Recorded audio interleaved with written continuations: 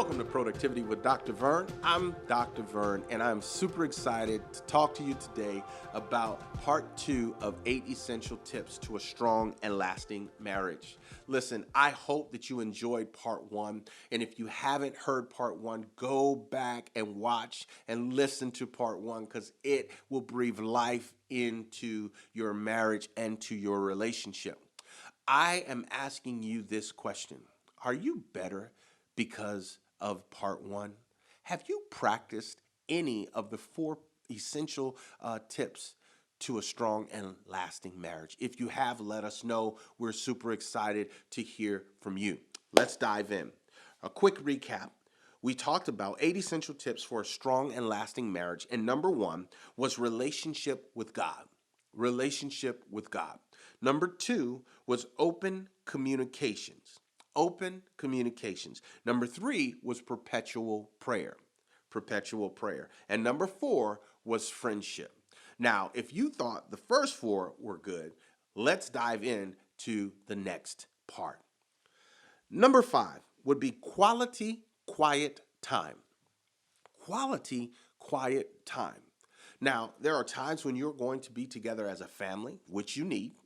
There are times where you want to be around the dinner table, you're eating and you're talking about your day and you're diving into what's going on with the kids and listening to your spouse intentionally listening to your spouse to see how her day went or his day went, and then figuring out how you can add value. But first, let's learn how to listen, because listening is a key component of maximizing quality quiet time.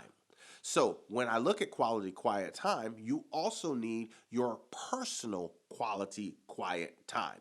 So that is the opportunity where you begin to engage in literally embracing your day and seeing who you were and how you were effective in your day. But then that time is also a time for you to look at what you desire to do for tomorrow, how you desire to become a better person. What are some things that you needed to work on from that day so that you can become the best version of you that wakes up the next day?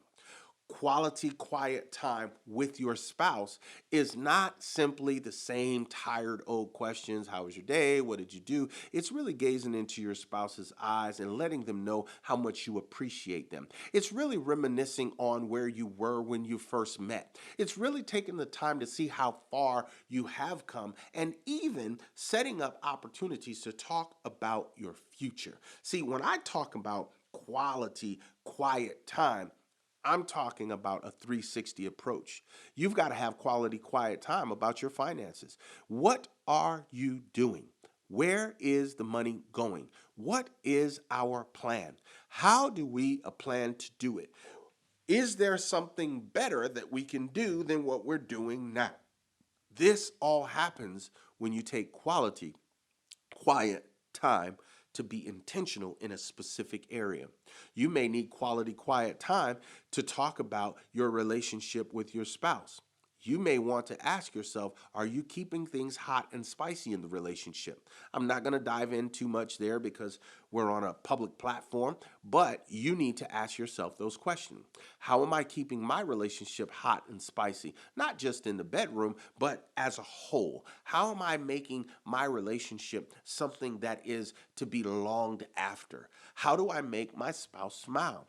How much do I care about the small things that matter most to my spouse? Quality quiet time, I can really dive into that, deeply, but for this purpose, we'll just leave it there. That was number 5.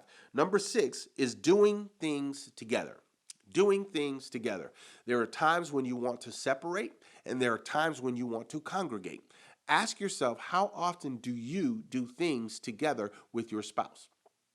Whether that's going to the gym, whether that's cooking, whether that's putting a new project together or establishing something. How much quality time do you have in doing things together as a husband and a wife? That's a very, very deep question, and I hope that you take time to unpack that. In a year's time, 365 days, how much time did you spend together with your spouse? How much time did you invest with your spouse? I'm talking about date nights. I'm talking about learning together. I'm talking about growing together, developing together, reading together. I'm talking about just doing things together. We have to be careful, for those of us who have children, not to allow our time to completely be consumed with the children. There are times when you must break away and do things together, one on one. Okay, I'm going to leave that there. Hopefully, you understand where I'm coming from. Number 7, knowing when to be silent. Oh, I'm going to have to take a sip of coffee on this one, because many people have already, one, eyes have blown up, two, people have leaned in, three, people have reclined because they're like, where is he going to go with this? There are times when you should practice what I like to call being silent. Sometimes it doesn't require you to say anything. Sometimes you just need to be present. I know many of you have heard, be present when you are present. Being present when you're present means that you know when to be silent. Being present when you're present means you know when to speak up as well. Being present when being present also means there are times when you're just going to have to be a listening ear. And that's what we're talking about today. We're talking about knowing when to be silent. Silence truly is golden. Silence allows you to think beyond the situation that you find yourself in and then evaluate what's really going on. All right. I hope that you got that. And then number 8, yielding with compassion. Yielding with compassion.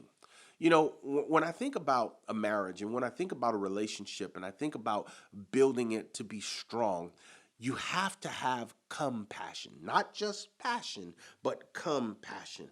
And being able to yield with compassion is something that many people struggle with.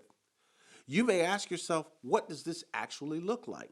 Yielding with compassion may say, I may not know what you're exactly talking about, but I trust and I believe in you. Yielding with compassion may be, I don't necessarily agree with the way that you want to go about this, but can I share this with you? Have you considered this? Maybe that or this. I'm not going to go too deep into yielding with compassion, but I know that your minds have already begun to swirl around and questions are coming about. So please, ma'am, please, sir, you can always chime in on the chat.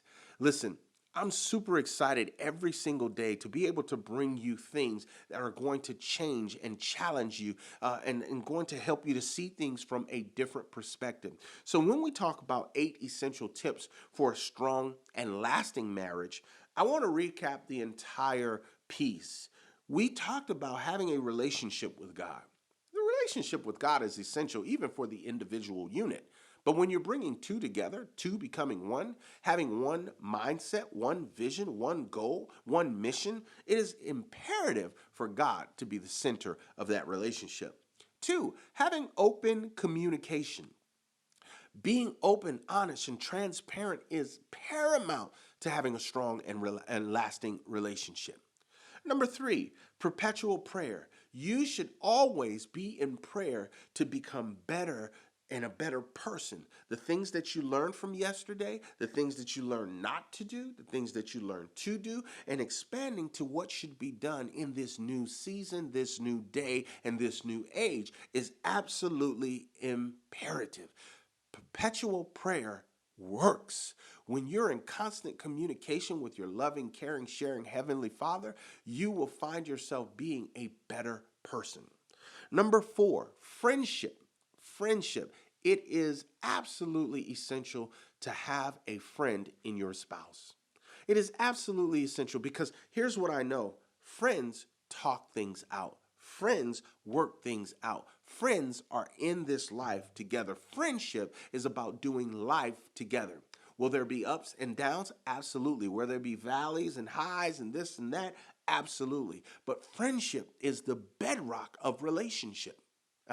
Yes. Number 5, Quality, quiet time. You can take that on multiple layers and you can use it in any capacity that you choose. But quality, quiet time builds and strengthens a relationship. And then doing things together. Finding time, making time, investing time in doing things together. And then number 7, knowing when to be silent. Man, if we would simply practice this on a daily, on how to be silent in certain situations, I think the world would be a better place. And then lastly, yielding with compassion. I hope that you've picked up these 8 essentials to a strong and lasting marriage and utilize them in your relationship. You know what I always say, I want you to be innovative and be productive, but most of all, I want you to live to produce. I'm Dr. Vern. Be productive or be replaced.